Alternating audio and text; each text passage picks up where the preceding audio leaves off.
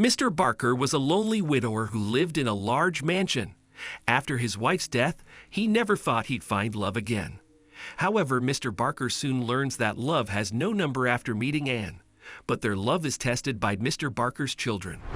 Before we continue, please take some time to subscribe to Dailydose, like and share this video with your friends. It might brighten their day and inspire them to do good. Also keep watching because an important lesson awaits at the end of the video. Mr. Barker was an 83-year-old widower who lost his beloved wife 8 years ago. In his earlier days, he was a prominent business tycoon and had worked all his life to be able to provide his wife and children with a life he never had growing up.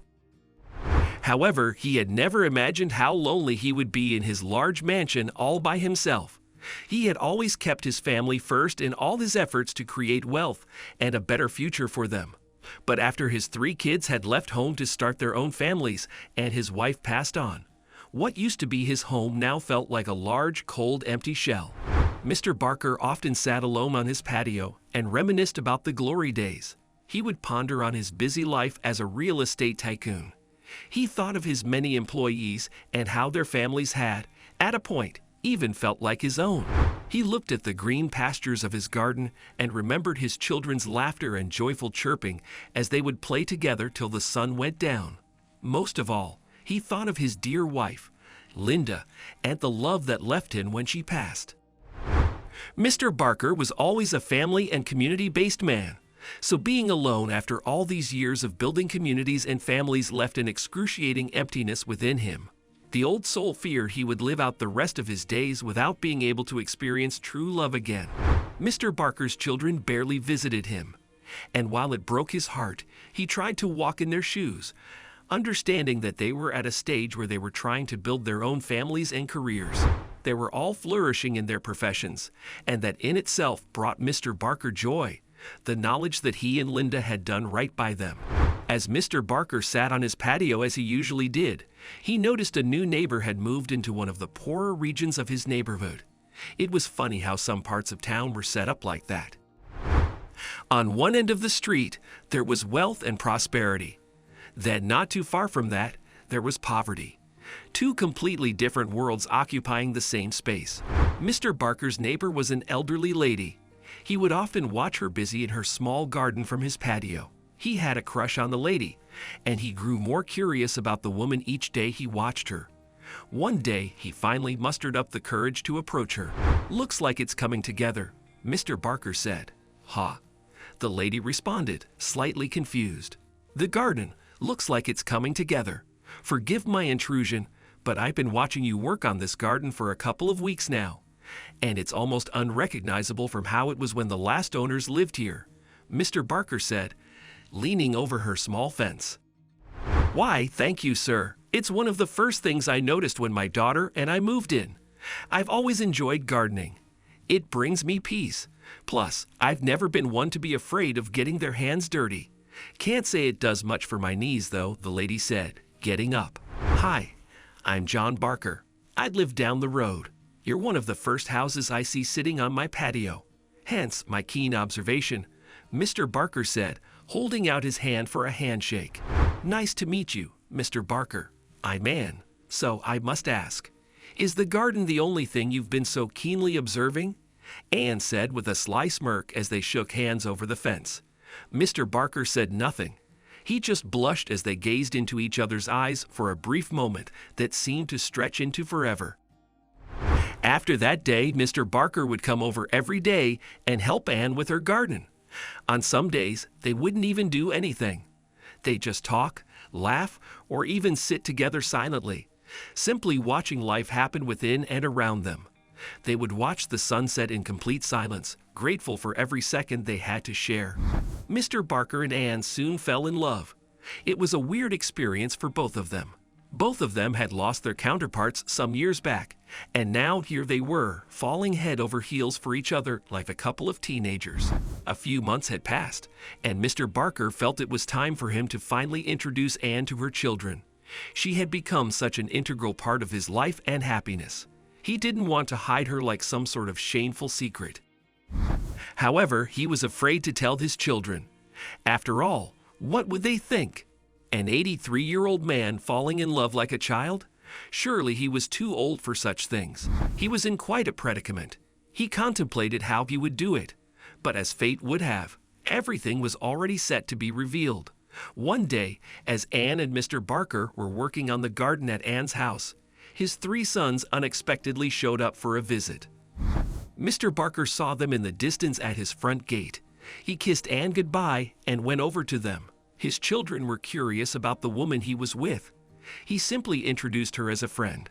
His children weren't completely sold on his story, so they pressed him for answers. "Dad, what's your relationship with the lady we saw outside?" Mr. Barker's son, Bobby, asked. "I was hoping I would have had more time to figure out how to tell you guys. But as they say, there's no time like the present. Anne lives down the road, and we've been dating for a couple of months now," Mr. Barker confessed. "You're dating? That's crazy, Dad. You're 83. Mr. Barker's son, Tom, remarked. "I know how old I am, Tom. Does that make my happiness redundant?" Mr. Barker replied calmly. "It's just a little odd. That's all," Mr. Barker's other son, Clyde, added. "Well, since we are having the conversation, I love her and we are going to move in together," Mr. Barker explained. "Dad, you can't do that," Bobby insisted. "Oh, really? Well, good thing I wasn't asking for your permission," Mr. Barker said firmly. "Look, things haven't been easy since your mother's passing, and all you kids have your own lives now. I'm just trying to do the same. I hope you understand," Mr. Barker concluded. Unfortunately, his children did not understand. They thought their father was being ridiculous and had lost his mind. They decided they would take matters into their own hands and get rid of Anne. They tracked Anne's daughter, Gina, down and set their hearts on using Gina and her family's financial troubles as a bargaining chip. Mr. Barker's children offered Gina a large sum of money to place her mother in a nursing home. Desperate for cash, Gina was backed into a corner and finally agreed. Some time passed, and one day Mr. Barker was devastated to learn that Anne no longer stayed with Gina and had been put into an old age home. "But why would you send her away, Gina? You loved staying with your mother, and she loved staying with you," a heartbroken Mr. Barker asked Gina. "I did. I love my mother with all my heart, but I simply couldn't afford to support the both of us anymore when I got offered them on," Gina said before stopping dead in her tracks, fearing she had revealed too much. "Money? Who offered you money, Gina?" Mr. Barker asked. Gina said nothing, shamefully attempting to avoid eye contact with Mr. Barker. "Please, Gina, you know I love your mother. Just tell me what happened. Maybe I can help," Mr. Barker pleaded. "Help? Your sons were the ones that offered me the money," Gina confessed. "My sons? I don't understand," said a confounded Mr. Barker. "They came to me and offered me a ridiculous amount of money. They said it was all mine if I put my mother into a nursing home far from here. They obviously didn't want you two together," Gina said. "And you agreed?" Mr. Barker asked, growing angry. "What was I supposed to do? The money allowed me to put her in a home where she'd be good and well taken off. Plus, it would help me get some of my own affairs in order. I don't know if you've noticed, Mr. Barker, but unlike you and your family, things haven't been easy for us," Gina said. Mr. Barker was taken aback by Gina's words. A part of him was still mad, but his anger wasn't towards her. It was towards his children who had gone out of their way to tear him away from his happiness after everything he had done and sacrificed for them. "Don't worry, Gina. I know you meant well. I'll handle it," Mr. Barker concluded. Mr. Barker first went to the nursing home to visit his dear Anne. While the home was pretty comfortable, Anne missed her old home. She missed her daughter, her garden, and most of all, she missed spending time with him. Mr. Barker explained to Anne what her children had done, but he promised her he would get things back to normal in no time. He had a plan. It just needed a bit of time. About a week later, Mr. Barker's lawyer called in all his children to discuss a change in their father's will. Mr. Barker's children were dumbfounded, even more so because Mr. Barker himself had never attended the meeting. That day, Mr. Barker sat on his patio watching the sunset as he thought of Anne. Beside him, he had his tablet with the live camera footage of the front gate. He suddenly heard the bell ring from inside and saw his children parked at the gate. Right on time, he thought. His children burst into the patio with sheer outrage. "Have you lost your mind, Dad?" Bobby barked. "You cut us out of your will," Tom added. "We're your children, Dad." "Why would you do that?" Clyde chimed in. "Why would I do that? Well, firstly, it's my money. I can do whatever I want with it. What I'm curious about is, why would you do that to Anne? Why would you do that to me?" Mr. Barker asked calmly. "What exactly are you talking about, Dad?" Bobby nervously asked, his brothers sheepishly retreating behind him.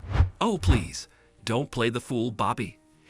I sent you to some of the best schools money can buy. I would hate for it to have been a waste. Now, I'll ask you all again. Why did you do it?" Mr. Barker repeated. "I'm sorry, Dad.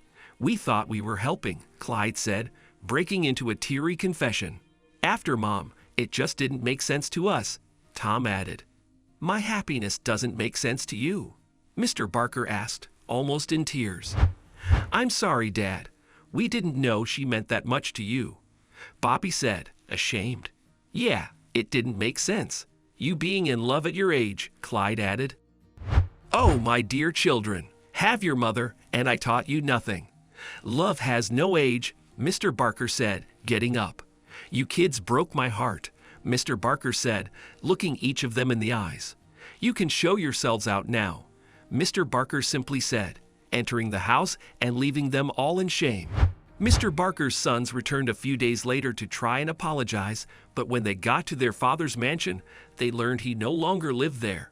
Mr. Barker had moved into the nursing home with Anne. They visited him at the nursing home to confront him about moving out. They found him comfortably coupled up with Anne and asked for a few words with him, to which he responded, "Anything you have to say to me, you can say in front of her." As they told him all the reasons he was making the biggest mistake of his life, their ignorance once again defeated Mr. Barker. "Have you lost your mind? What are you doing here?" Bobby said. "You still don't get it, do you? I have more common sense than I've ever had before. She's wide," Mr. Barker said, pointing to Anne. "After your mother passed, I never thought I'd find love again. But by God's grace, I did. And it doesn't matter where we are. We just want to be together. Is that so wrong?" A heartfelt Mr. Barker concluded. It took a few weeks, but when Mr. Barker's children saw how he left every comfort to keep living with the woman he adored, they eventually understood that their father loved Anne and was set on being with her. With time, they visited their father more frequently and treated Anne as part of the family. Anne and Mr. Barker moved into the mansion together, and Gina moved into the cottage in the backyard. Their father reinstated their inheritances, and they were all a family again. His children even grew to love Anne as she became somewhat a mother figure for them.